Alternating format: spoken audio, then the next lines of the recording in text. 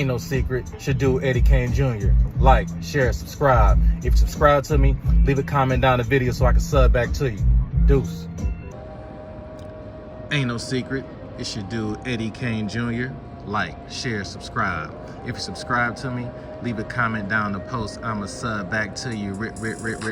Now I'm talking about, hey my people, welcome back. You know where we at.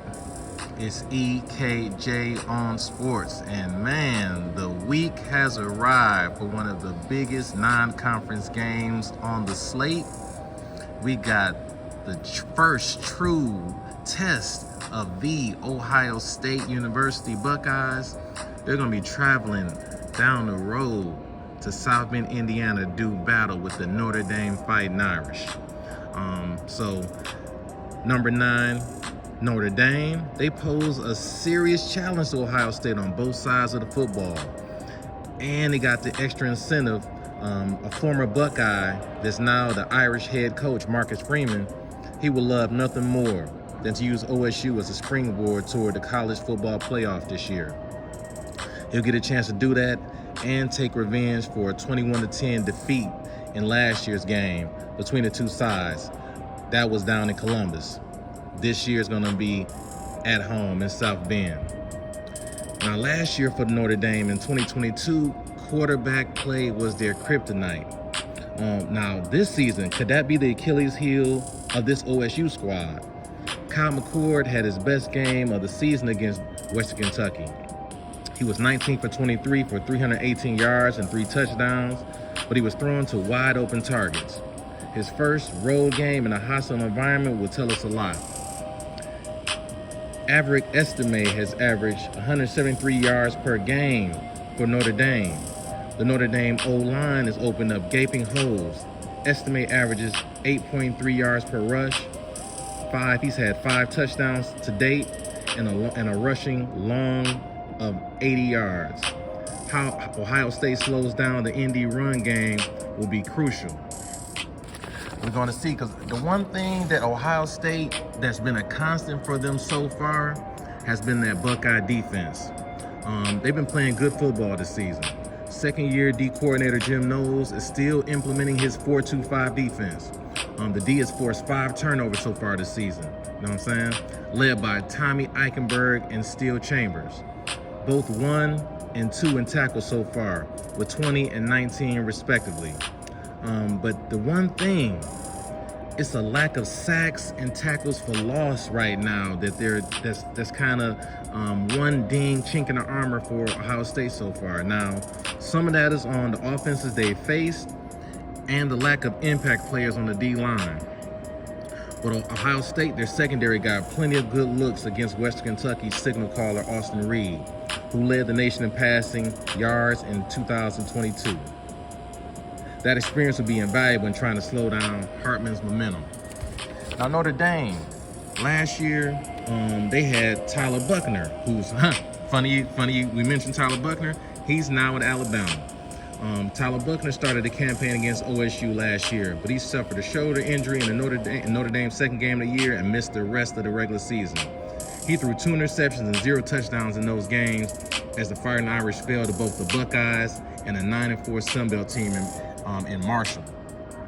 Drew Pine took over the following Buckner's injury, and still he managed like a little over 2,000 yards passing in 11 games last year. Fast forward, Marcus Freeman, he knew he had to go to the transfer portal this season, man, this offseason. So he came back with a very, very good quarterback from Wake Forest in Sam Hartman.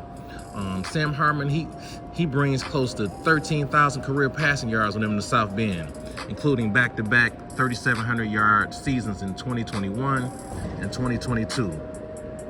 His efficiency numbers hit career highs last year, both in his completion percentage and yards per attempt.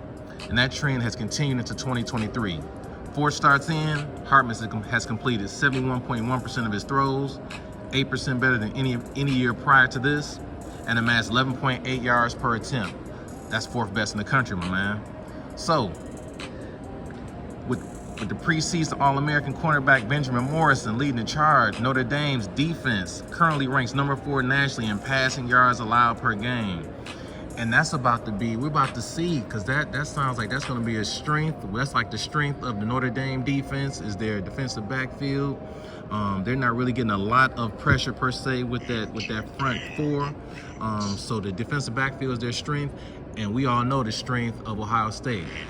It's the top wide receiver duo in the country in Marvin Harrison Jr. and Emeka Egbuka.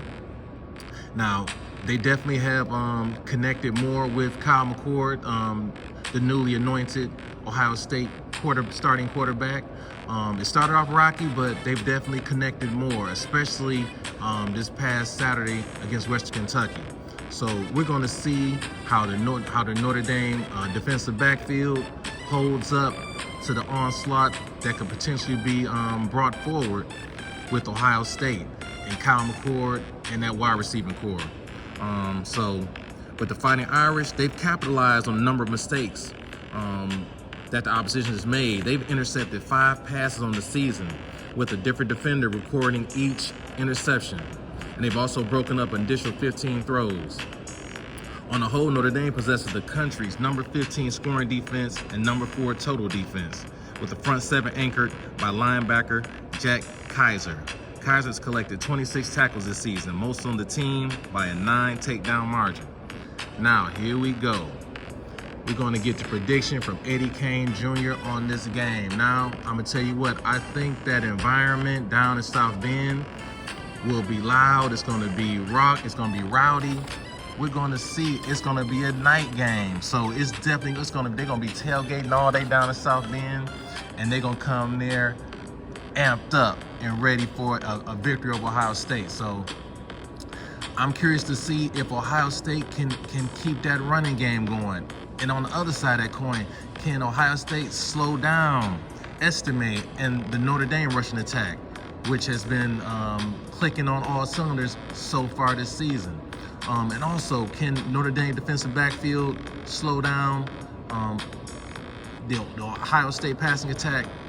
I see Notre Dame doing that, and I see Notre Dame winning a close one at home, and it's not going to be a high-scoring affair.